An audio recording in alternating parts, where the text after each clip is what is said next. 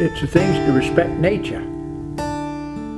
When you go on the water, it can be miserable. And if you don't have any respect for it, sooner or later you'll learn respect for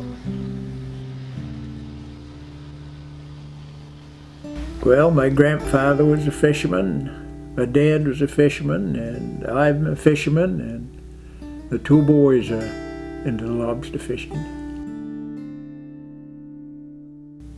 You know, you work hard enough, you could make a living, and that's about all you're going to reap anyway, is a living.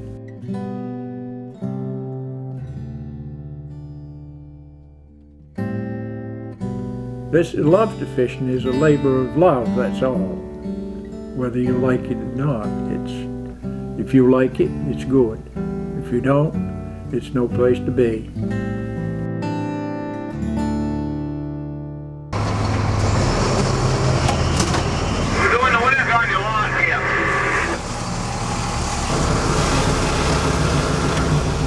We fished when we were starting out with 126 to 130 traps. It's a big gang. Mostly in the beginning they hauled by hand. There was no machinery, and one thing and the other led to different ways to haul. But now with all the modernization and everything like that, why, they figure the more traps they can get out, the better they are. They're covered in the bottom. And, well, they don't leave room for a small man to take a chance of fishing. You've got to be a big shot or a big producer to get ahead.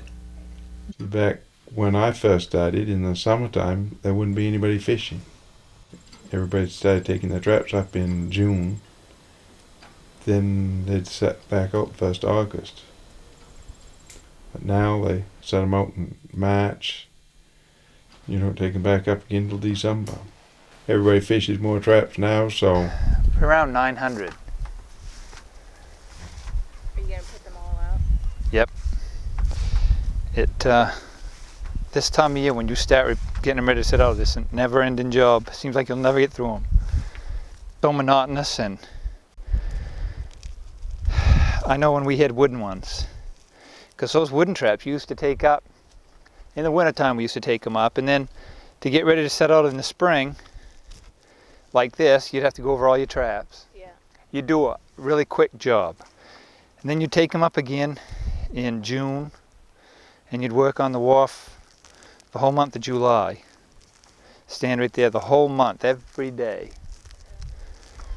Because those wooden traps, you'd have to replace laths and stuff like that. And so we got these wire ones that's saved us a month because we don't have to take them up.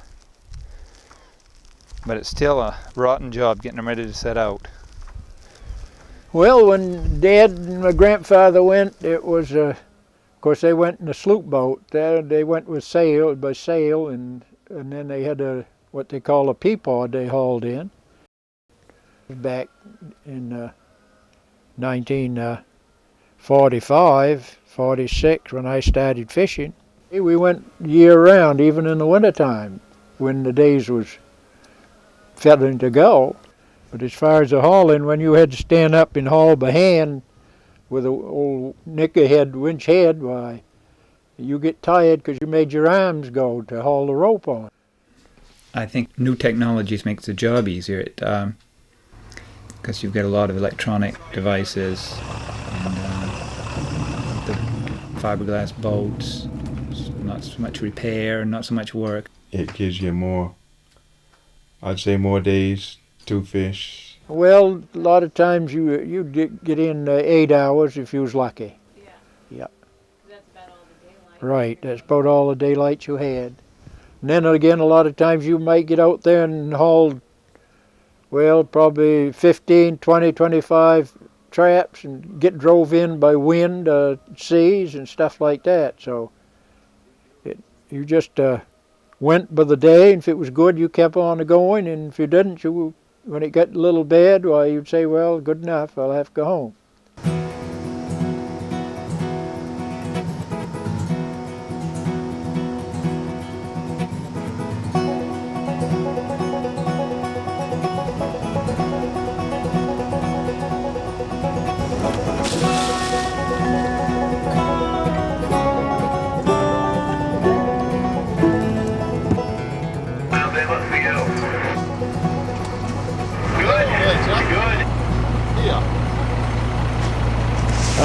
from my point of view, I don't look at much but the bait tub.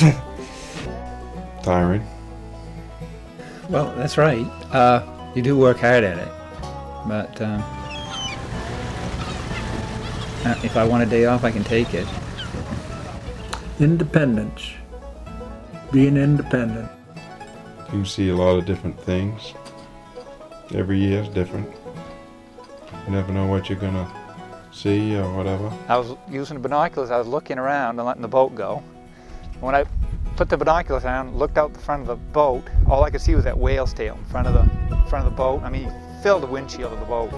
You kind of get to appreciate the beauty of the water and how the sun paints. It's almost like a picture out there. So I had to take it out of gear and put it in reverse, keep from hitting him. God, that's quite a sight. Whale sharks and beautiful. Never had the least idea of being a fisherman. No, I didn't think I'd ever be a lobster fisherman. I hated it when I was a kid, and the only thing I wanted to do was go somewhere else and see something different. Yes, I always thought I'd be a lobster fisherman. I'm hoping I won't, but I'm hoping to go to college and do something like computer engineer. It's one thing I figured they would make up their own choices. If they wanted to lobster fish, that was their choice. Never discourage them, I never encouraged them either way. I don't really remember too much advice about what he said. Said you ain't gonna make nothing. It's almost dying. What advice would you give your children if they were to... Probably the same idea, that it's a dying with the government getting into it. We're doomed because they have no idea how to run lobster fishing. They can't run the government, let alone lobster fishing. And I think if they leave us alone, I mean, this is our livelihood. We're going to watch out for it. And I think we'll do a pretty good job if they leave us alone. Of course, each state makes a lot of their own laws. So all we can do is to fight with the feds and hope that we can survive.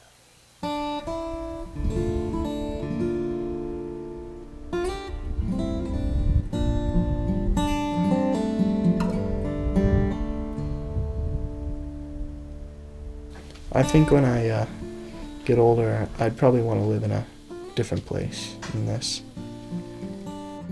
So few things to do around here.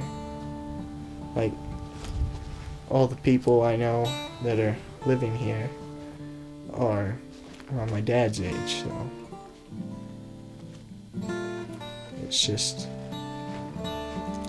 not many people my age are here. There probably won't be either. There doesn't seem to be as many kids around. When I was growing up here, the place was full of kids. I mean, you go next door and have someone to play with, and now you have to call somebody up to have them come over. It used to be when we was kids there was a store in town. And you used to see people there, but no stores in town, nothing around now. More of a tight-knit village than it is now. There seems to be a lot more summer people and older people. It's become more of like a retirement village or whatever. All the old fishermen's houses kids have sold them and they're living somewhere else and they drive in to go to haul. It's not like it used to be that way.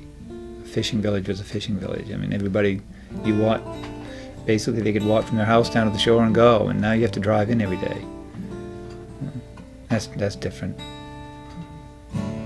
It's not as good.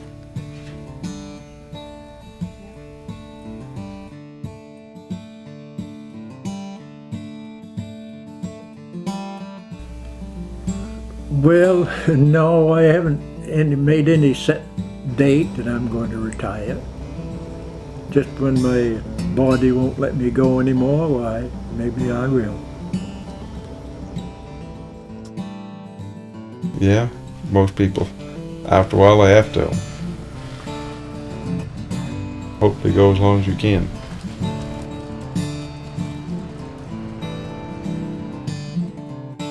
If it's bad or something, you say, what am I doing here? But no, I like what I'm doing, and I can't imagine doing anything else.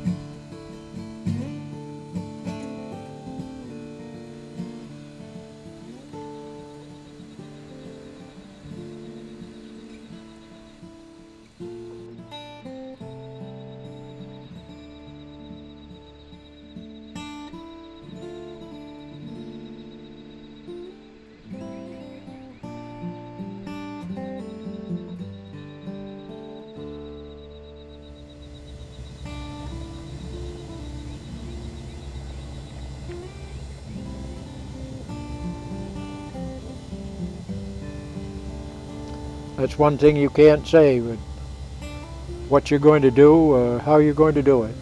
We'll take a day at a time, let it go at that.